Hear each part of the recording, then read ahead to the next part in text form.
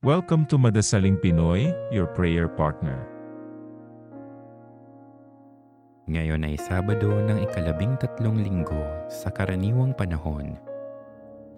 Pakinggan at pagnilayan natin ngayon ang salita ng Diyos.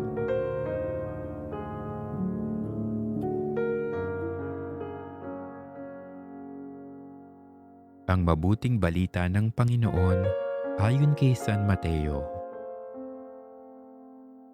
Noong panahong iyon, lumapit kay Jesus ang mga alagad ni Juan Bautista at ang wika, "Malimit kaming mag-ayuno, gayon din ang mga Pariseo. Bakit po hindi nag-aayuno ang inyong mga alagad?"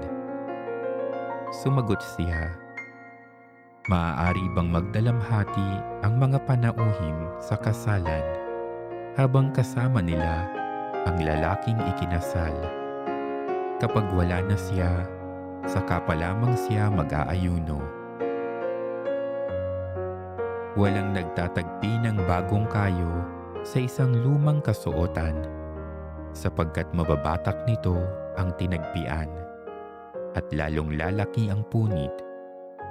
Wala ring nagsisilid ng bagong alak sa lumang sisidlang balat.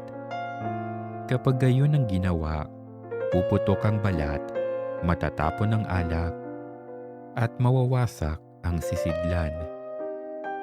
Sa halip ay isinisilid ang bagong alak sa bagong sisidlang balat, at sa gayoy, kapwa nagtatagal."